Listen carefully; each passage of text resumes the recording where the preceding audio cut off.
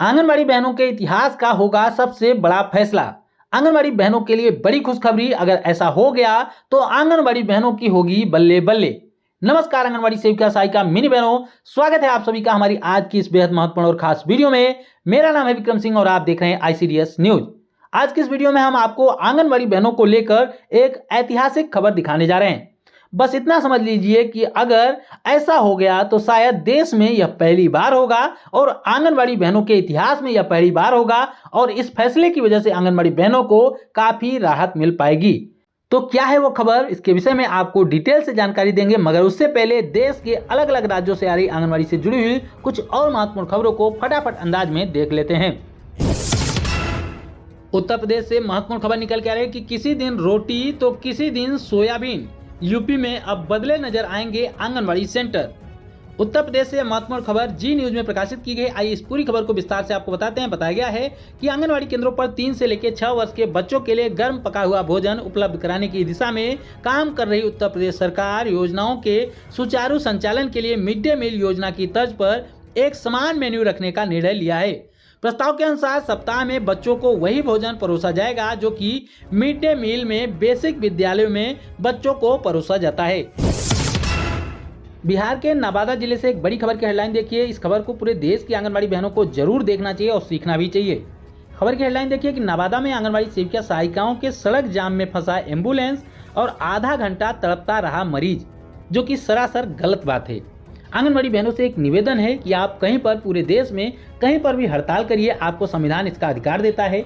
आप हड़ताल करिए, आंदोलन करिए, चक्का जाम करिए, लेकिन वहां से एम्बुलेंस अगर गुजर रही है तो उसको रास्ता जरूर दीजिएगा।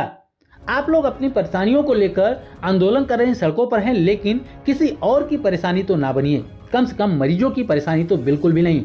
हाँ, वो बात अलग है कि आंगनबाड़ी बहनों की संख्या यहाँ पर ज्यादा थी तो हो सकता है एम्बुलेंस को निकलने में थोड़ा सा वक्त लग जाए अगर तत्काल में एम्बुलेंस को रास्ता दे दिया जाए, लेकिन यहाँ पर आधे घंटे की बात लिखी गई। आधा घंटा तक जो है मरीज वहाँ पर अगर तड़पता रहा है तो निश्चित रूप से यहाँ पर आंगनबाड़ी बहनों के द्वारा एम्बुलेंस को रास्ता दिए जाने में थोड़ा सा विलंब जरूर हुआ है, जो कि नहीं होना चाहिए था। उत्तर प्रदेश के रामपुर से एक महत्वपूर्ण खबर की हेडलाइन देखिए कि 82 आंगनबाड़ी वर्कर्स को नोटिस और 14 का रोका वेतन, यानी कि 14 आंगनबाड़ी सेविका सहायिकाओं का वेतन रोका गया और कुल मिलाकर 82 आंगनबाड़ी वर्करों को नोटिस दिया गया है। तो आइए देखते हैं कि किस वजह से आंगनबाड़ी वर्करों को यह नोटिस दिया जा रहा है और किस वजह से आंगनबाड़ी वर्करों का वेतन वगैरह काटा जा रहा है। तो यहाँ पर बताया गया है कि हार्ट कुक योजना के क्रियान्वयन में लापरवाही करने पर जिला कार्यक्रम अधिकारी जितेंद्र कुमार जायसवाल के स्तर से 96 आंगनबाड़ी वर्कर चिन्हित किए गए थे, जिसमें से 82 आंगनबाड़ी वर्करों को नोटिस जारी कर दिया गया है। वहीं पर 14 आंगनबाड़ी वर्करों का मानदेय जो है वो रोक दिया गया है, यानी कि कुल मिलाकर 96 आंगनबाड़ी वर्करों के ऊपर कार्रवाई की गई है, जिसमें से 82 आंगनबाड़ी वर्करों को नोटिस दिया गया है और 14 आंगनबाड़ी वर्करों का मानदेय रोक दिया गया है।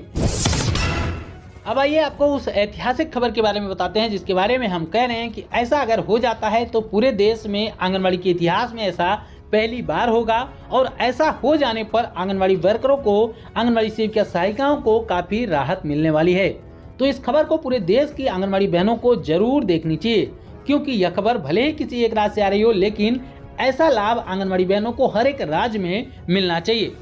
अमर उजाला में यह खबर प्रकाशित की गई। उत्तराखंड की यह महत्वपूर्ण खबर है। उत्तराखंड के देहरादून में यह खबर प्रकाशित की गई है कि आंगनवाड़ी और होमगार्ड कर्मियों को पीएफ के दायरे में लाने की पहल की जा रही। जी हाँ, अब आंगनवाड़ी वर्करों को और होमगार्ड को पीएफ के दायरे में ले आने की पहल सरकार के तरफ से की जा रही है। यहाँ पर देख सकते हैं लिखा गया है कि उत्तराखंड के होमगार्ड्स और आंगनवाड़ी कार्यकर्ताओं के लिए अच्छी खबर है। अगर प्रदेश सरकार की ओर से हरी झंडी मिलती है, यानी कि मंजूरी मिलती है, तो इनके भी खाते में पीएफ जमा होगा। जी हाँ, जैसा कि आप सभी को पता है कि जो भी रेगुलर कर्मचारी होते हैं, चाहे वो प्राइवेट में हो चाहे सरकारी में हो, उन सभी का पीएफ कटता है। पीएफ अकाउंट से कटता है, आपके सैलरी से कटता है और उतना ही सैलरी में जमा किया जाता है, ऐड किया जाता है पीएफ में सरकार की तरफ से। जैसे मान लीजिए अगर 1000 रुपये आपके हर महीने पीएफ के रूप में आपकी सैलरी से कट रही हैं, तो निश्चित ही उतना ही अमाउंट जो है वो सरकार की तरफ से भी ऐड किया जाता है, जिसको आप 6 महीने के बाद कभी भी निकाल सकते हैं। तो ये बड़ी जानकारी है। इसके बाद आगे देखते हैं कि क्या कुछ लिखा गया है। तो इसके लिए कर्मचारी भविष्य निधि संगठन यानी कि ईपीएफओ की ओर से प्रदेश सरकार को पत्र लिखकर पीएफ की खूबियां जो है वो गिनाई गई, यानी कि सरकार को बताया गया कि आंगनवाड़ी वर्करों को, होमगार्ड्स को क्यों इसकी कैटेगरी में लाना चाहिए, इसके लिए क्या क्या लाभ आंगनवाड़ी बहनों को मिल सकते हैं, उसके अलावा जो होमगार्ड्स होते हैं उनको मिल सकते हैं। लिखा गया है कि ईपीएफओ के क्षेत्रीय आयुक्त विश्वजीत सागर ने कहा कि कानून के अनुसार एक दिन का रोजगार करने वाले को भी पीएफ के दायरे में लेना चाहिए। ऐसे में होमगार्ड्स और आंगनवाड़ी कार्यकर्ताओं को भी पीएफ का फायदा मिल सके, इसके लिए राज्य सरकार को पत्र लिखकर पीएफ के फायदे बताए गए। सरकार की ओर से सकारात्मक जवाब आने के बाद ही इस दिशा में काम शुरू किया जाएगा।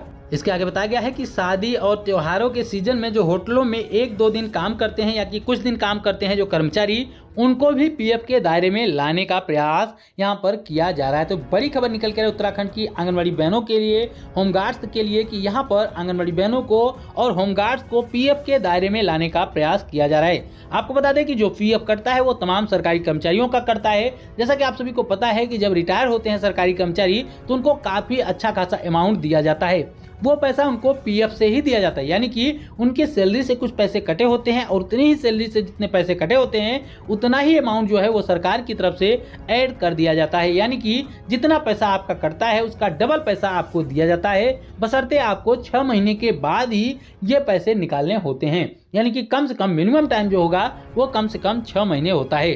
तो यहाँ पर उत्तराखंड की आंगनवाड़ी सेविका सहायिकाओं के लिए बड़ी खबर है, होमगार्ड्स के लिए बड़ी खबर है कि यहाँ पर उन सभी को पीएफ के दायरे में लाने का प्रयास किया जा रहा है, जो कि पूरे देश में लागू होना चाहिए। जी हाँ, पूरे देश की आंगनवाड़ी बहनों को पीएफ के दायरे में लाना चाहिए, जिससे कम से कम जो आंगनवाड़ी बहनें रिटायर होती हैं तो उनको कुछ धनराशि मिल पाएगी, वो आगे का अपना जीवन यापन कर पाएंगी।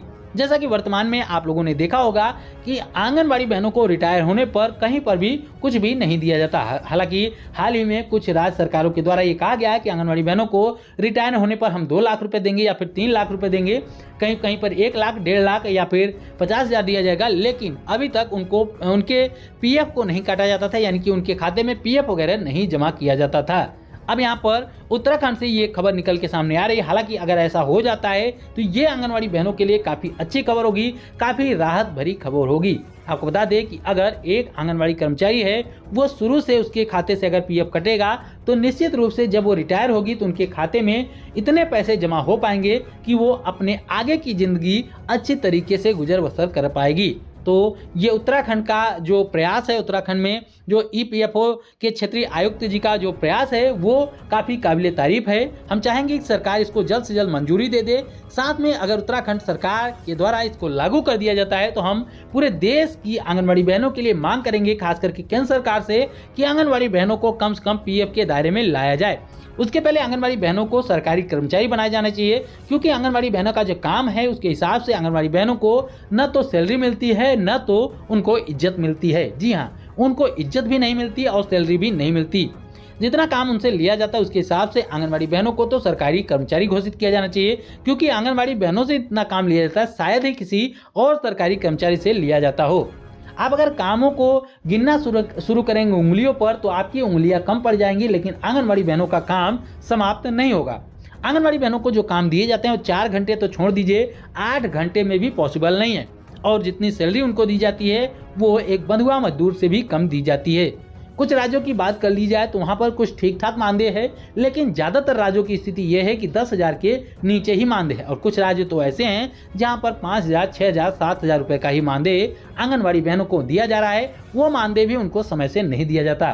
कहीं कहीं पर 3-3 महीने, कहीं कहीं पर 6-6 महीने तक आंगनवाड़ी बहनों का मानदेय रुका रहता है। जैसा कि अभी बिहार में ही देख लीजिए तो बिहार में अप्रैल के बाद से आंगनवाड़ी बहनों को अभी तक मानदेय नहीं दिया गया था।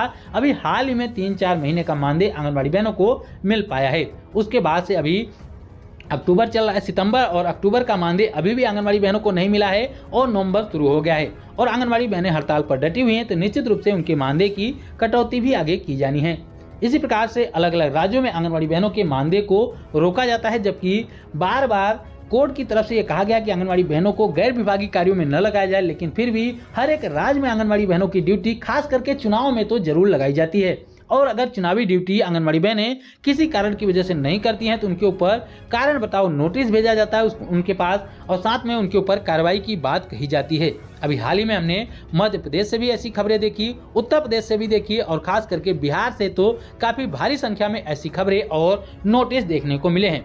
इसके अलावा हर एक राज्य में आंगनबाड़ी बहनों को तमाम और भी विभागों के काम सौंपे जाते हैं। जहां पर जनगणना होती है तो जनगणना के काम में आंगनबाड़ी बहनों को लगाया जाता है, जहां जाति जनगणना होगी वहां पर जाति जनगणना के काम में आंगनबाड़ी बहनों को लगाया जाता है, चुनावी ड्यूटी में लगाया जाता है, वोटर लिस्ट में नाम जुड़वाने के लिए लगाया जाता है। इसके अलावा जन्म प्रमाण पत्र, मृत्यु प्रमाण पत्र, इसके अलावा दुनिया भर के काम है, हर एक काम में आंगनबाड़ी बहनों को लगाया जाता है, चाहे वो कोरोना का टीका हो, चाहे पोलियो का टीका हो, या फिर कोई अन्य काम हो, चाहे और कोई भी खुराक पिलानी हो, चाहे आशा बहनों के साथ काम हो, चाहे एएनएम बहनों के साथ काम हो, और चाहे सरकारी टीचरों के साथ काम हो। हर एक जगह पर जब आंगनबाड़ी बहनों को लगाया जा रहा है तो आंगनबाड़ी बहनों की सैलरी भी इतनी होनी चाहिए कि आंगनबाड़ी बहनों को यह कभी न फील हो कि उनको काम के हिसाब से कम मानदेय या फिर कम पैसा दिया जा रहा है।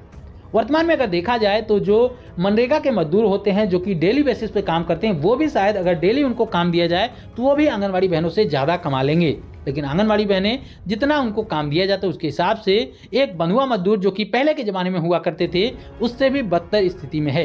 केंद्र सरकार से मांग करेंगे कि आंगनबाड़ी बहनों को सरकारी कर्मचारी घोषित किया जाए और उसके बाद आंगनबाड़ी बहनों को पूरे देश में पीएफ के दायरे में लाया जाए, उनको भी पीएफ का लाभ दिया जाए ताकि आंगनबाड़ी बहनों को रिटायर होने पर अच्छा खासा अमाउंट मिल पाए। साथ में अगर आंगनबाड़ी बहनें रिटायर होती हैं तो उनको कम से कम 5 से 7,000 8,000 रुपए का पेंशन तो जरूर दिया जाए ताकि कम से कम आंगनबाड़ी बहनों का जो खर्चा है वो आगे भी चलता रहे। क्योंकि कोई भी महिला जब तक वो समर्थ थी, जब तक उसकी हड्डियों में दम था, तब तक उन्होंने सरकार के लिए, विभाग के लिए और समाज के लिए काम किया। लेकिन 60 से 65 वर्ष होने के बाद जब आंगनबाड़ी बहनें रिटायर हो जाती हैं, जब उनके अंदर इतनी क्षमता नहीं रह जाती है कि वो कुछ और काम करके कमाई कर सके, उस वक्त आंगनबाड़ी बहनों को सरकार बेसहारा करके छोड़ देती है, जो कि काफ़ी गलत बात है। क्योंकि आंगनबाड़ी बहनों की स्थिति पहले भी बेहतर नहीं होती है और रिटायर होने के बाद तो और भी खराब हो जाती है।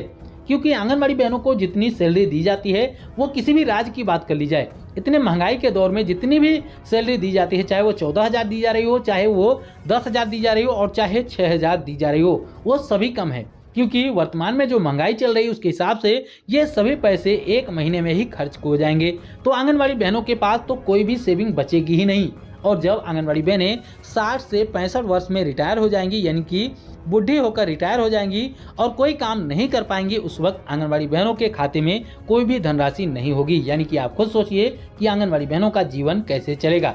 और हम केंद्र सरकार से एक मांग करेंगे कि जितना जल्दी हो सके आंगनबाड़ी बहनों को सरकारी कर्मचारी घोषित किया जाए, और जब तक ऐसा नहीं होता तो कम से कम इस चुनाव से पहले आप आंगनबाड़ी बहनों को एक अच्छा खासा अमाउंट मानदेय के रूप में जरूर दें, जिससे आंगनबाड़ी बहनों का जीवन यापन, गुजर बसर अच्छे ढंग से हो पाए।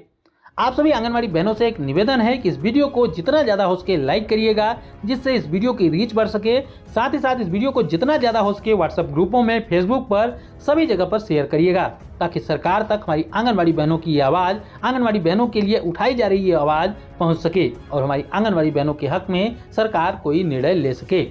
इस वीडियो को लाइक और शेयर जरूर करिएगा और आंगनबाड़ी से जुड़ी हुई हर एक राज्य की आंगनबाड़ी से जुड़ी हुई महत्वपूर्ण खबरों को पाने के लिए चैनल को जरूर सब्सक्राइब कर लें। फिर मिलेंगे अपनी नई वीडियो में कुछ और महत्वपूर्ण खबरों के साथ। तब तक के लिए नमस्कार, जय हिंद।